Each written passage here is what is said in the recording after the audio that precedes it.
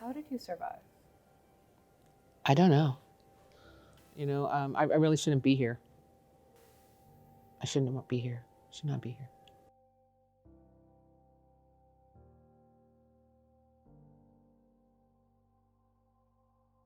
It's finals week at the University of Delaware, and students are busy cramming for their upcoming exams.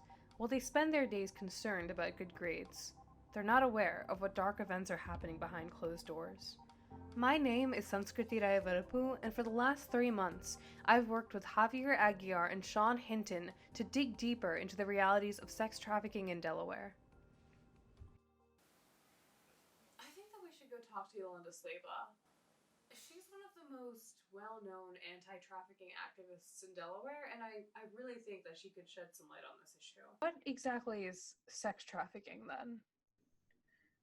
So basically, it's forcing somebody to have sex in exchange for something else, and they're being controlled by a perpetrator or a trafficker who controls all of the resources, the freedom of movement, the ID and the documents, the food, the shelter, the drugs, if they're addicted to substances. So basically, they are in control of somebody else's life and movement and money, and they're forcing somebody to engage in commercial sex against their will. I think that we should talk to a survivor because I think it's the only way that we're going to understand the depth of sex trafficking and what that really means. A 15-year-old girl, alone, confused, sad, addicted, and trafficked on the streets of New York City. I understand that you've had some very tough life experiences, and I wanted to know if you'd be willing to share your story with me. The summer I turned 12, I ran away from my Fairfax, Virginia home. And like so many other victims of trauma, I just was trying to get away. And I was experiencing things in my home that no child ever should. So I began to run away, and I ran away many times in those first several months. I ran away and I ran away and I ran away. And I ended up going through all the systems, the juvenile justice system, the foster care system, and multiple systems. So I was labeled incorrigible and uncontrollable, which is hysterically funny because I was obviously controllable. I was controlled by a trafficker eventually. So she began taking me to different places in Washington, D.C. for purposes of prostitution. I never saw the money. They collected the money. Money meant nothing to me because I was a 12-year-old kid. And I mean, I probably would have robbed a bank if they wanted me to because I was very vulnerable and all I wanted was someone to care about me. And that's what traffickers prey upon, that vulnerability. I had the chance to meet up with local activists Sandy and Deanna, and here's what they had to say about the issue. I'm Sandy Bowman. I'm the Vice President, and I also am the Chair for Outreach and Community Education for the Meet Me at the Well Foundation. My name is Diana Suchodolski, and my background is with public policy.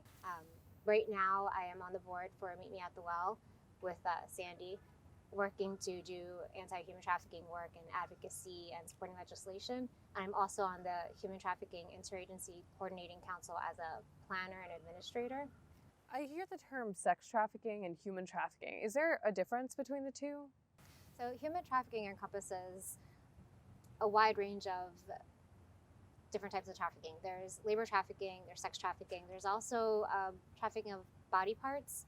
And sex trafficking specifically deals with the force, fraud, or coercion between 3 people, including the buyer,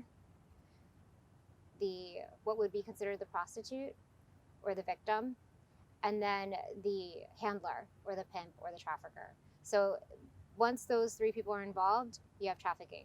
And then being able to prove force, fraud, or coercion is the legal term for sex trafficking. Oftentimes in trafficking, the victim is looked at as the criminal. And I think that, as you said, like victims, it's not a safe spot right now for them to come out. And I think that might be why trafficking is so prevalent in not just Delaware, but in every state in this country. Absolutely. And so it's something that I'm happy that you're speaking about. Thank you. There was a recent trafficking case that was reported by the Newark Post, which involved a 15-year-old girl. This girl was being trafficked in motels in Newark, and also in Elkton, Maryland, which is just within a few miles of right where we're sitting right now. How does that make you feel?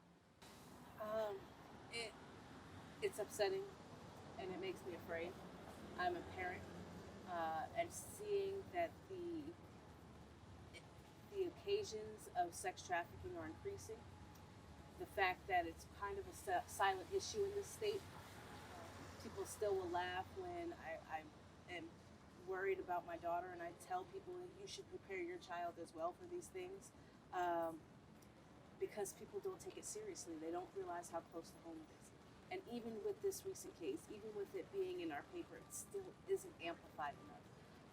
And part of it, I think, is on purpose. I think that there is a benefit to administrations, whether it is elected officials at the state level or local levels, to keep it quiet because you don't want to scare people. You sent me an article. Actually, it was the TED Talk of Yolanda, and she spoke about the life expectancy being 7 years. If the life expectancy is 7 years, that's an epidemic, right? And if it's happening in large amounts, we need to sound the alarms. And so my concern is in our state is that we're not speaking up enough. And when I hear about this story, it scares me. When I hear about stories happening in Georgetown, it scares me because nobody's saying it. And you'll hear it in small circles that are fully committed to the cause, and everybody else acts as if it's not happening. So when I hear it, I hear the fact that there is a deafening silence. Thank you so much for sitting down with me today. I really appreciate it. My first question, would you mind telling me a little bit about yourself? Oh, absolutely. So my name is Rita Landgraf, and I, throughout my career, have basically served vulnerable populations. My most significant career opportunity was in serving as Delaware's Cabinet Secretary for the Department of Health and Social Services. How long have you been involved with anti-trafficking efforts? So the human trafficking really came to our attention actually in state government, I want to say probably about 5 years ago. And actually the state was being criticized that we weren't doing enough in the area of human trafficking. During the Obama administration, the administration on children and family services, one of their priorities was to ensure that states were beginning to focus on human trafficking, both on sex trafficking as well as labor trafficking, and really wanted to advance that from a state perspective, but providing federal guidance. So that administration really ranked that Delaware was not doing enough in this area.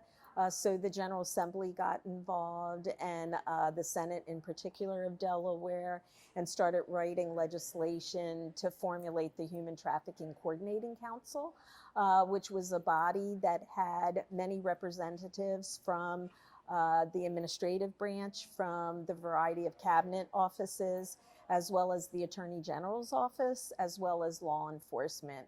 So really that's when I believe as a state, we really started trying to address the issue of human trafficking. I will tell you, I think we were behind other states, especially in this region. We benefited a lot from looking at what New Jersey had been doing and looking at Pennsylvania and the city of Philadelphia in particular. I think that we need to go to Ohio because I want to follow up with Jeffrey Barrows on his solution to ending sex trafficking. Do you think human trafficking awareness should be a priority for medical professionals? I think ideally it should. The problem facing healthcare professionals is that there's so many things that there is expected of them, especially in the emergency room setting. And so if you look at their priorities from their perspective, I mean, obviously proper health care is their number one perspective, especially in emergency, life-threatening situations. So what that does is it tends to push down the priority for things like trafficking. It doesn't mean that they can't address it, but it's just not a priority in their minds. And I can understand that. How do you think we could make all medical professionals aware of the signs of trafficking as well as how to respond to them when they encounter it? Well, having thought about this for quite a while, because a lot of people will talk about let's force, and I don't like that word, but really it's what they're saying is to force healthcare professionals to be educated. I don't think that's the right way because we're already having to do a certain amount of continuing medical education to maintain our license. And even doing that, a lot of docs, a lot of nurse practitioners will they'll kind of look at that and say, well, that really doesn't apply to me and I don't need to worry about it. So I think the best approach is through the hospital because it's really hospitals that are mostly encountering these victims, and it's mainly through the emergency departments. So the one thing that gets the attention of hospital administrators is the ongoing accreditation process. They're always thinking about the next accreditation. They're always preparing for it. In fact, it's an ongoing, continual process now. And so, if we are able to convince the accreditation agencies, especially the Joint Commission, which is the major accreditation agency in the United States, of the importance of responding to trafficking victims, that will automatically get all the hospitals on board. And then the hospitals will get their staff on board, not only the physician staff, the nurse practitioner staff, nursing staff, all the ancillary personnel.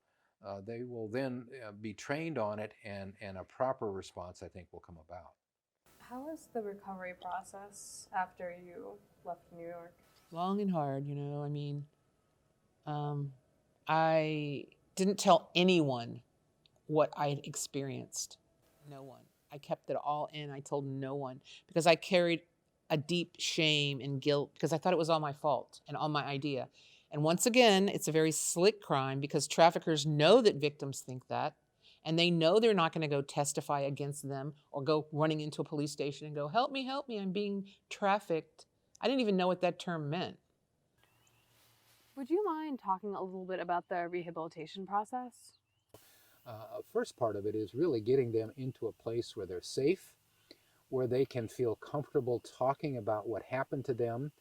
The one thing about sexual exploitation is if there's so much shame associated with it, especially if somebody is not familiar with it. So when you're in a place where all the staff understand it and other girls that are there have been through it themselves, it provides an environment where the girls are more likely and have freedom to share and open up about what their own personal experiences are.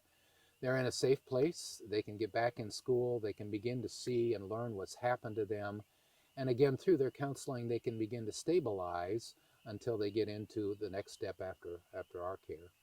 Just to quickly kind of recap the things that we've talked about today, some of the most important things are, one, this rehabilitation process that we just discussed for the survivors, and then the other is the solution of accreditation companies stepping in and sort of mandating the human trafficking response protocol. How long do you think it'll take to see these two things be widespread and national? I'd be thrilled to see it in the next 10 years, frankly. I've been involved in the anti-trafficking movement for 15 years now, and I've seen some progress. I've not nearly seen what I would have hoped in 15 years. I do see that state governments now have laws against trafficking, especially child sex trafficking. Still, some states need to pass what we call safe harbor laws that provide special care for the minors. The whole healthcare industry is really being slow and taking on their responsibility in identifying and helping these victims. Unfortunately, I do think that eventually they will, because most people in healthcare do care about helping people. That's why they got into it, but they just haven't seen this as a priority like they should. But if in 10 years every hospital in this country had a good, solid, complete response protocol in place to identify and assist victims of trafficking, I would be thrilled. And then that would help them get other organizations or agencies that need to come alongside and help these victims, get them up and running, get communities aware of the need, and begin to serve these survivors. Do you think that we can eradicate trafficking within this lifetime? I try to be very optimistic. I don't think so, but I think we can cut it back substantially. The reason I don't think so is because there are too many hidden pockets in the world, right? Even in our own state. But if we work hard and we implement laws and we make sure that there's constant awareness and we don't hide from the truths, we can cut it back significantly to the point that it is something that is an outlier, as opposed to now where it's growing in prevalence and so many people are being affected either personally or because they have a family member or friend who's been touched. I am hopeful we could, but I feel as though human trafficking is probably not all that new. We call it modern day slavery, but I believe it's been going on, over our time. What I hope is that through this now level of attention, education, that we can prevent as best we can. We do know that we can intervene and that recovery is possible. Honestly, I would have to say no, because to eradicate child or any kind of trafficking means we have to get rid of evil. And I don't see that happening in our lifetime. Evil is a whole nother issue. There are always going to be pockets of it. Certainly we can make it less. Certainly we can lessen, for instance, child sex trafficking by lessening child abuse. But completely eradicating it, I don't believe we're going to see that in this world. Yes. I mean, emphatically, yes. I believe that just in the short time that I've been doing this and seeing the responses to the outreach, the responses from all the first responders, the police department kind of jumping in, the legislation changes that we've had in such a short time, and it's blooming. I mean, it's in the media now. You see it all over social media everywhere. So I think it's just one of those things that it's been hidden for way too long, and now's the time. So it's coming out now. That's probably one of the places where we do disagree. Human trafficking, what's happening right now is very similar to what happened in domestic violence 20 years ago, where before law enforcement, judicial systems were just like, it's a personal problem, they'll take care of it. Now, or even on a personal issue, you just kind of turned a blind eye to it, and now it's being exposed. Given everything that you know, given the lives that you've lived and all the experiences you've had, do you believe that we can end trafficking in the U.S. within this lifetime? No. But I do think that we could make a dent and help both the victims and the survivors of sex trafficking, and through education, through awareness and education, we can help young men and young women better understand how to treat each other with kindness, compassion, and as fellow human beings,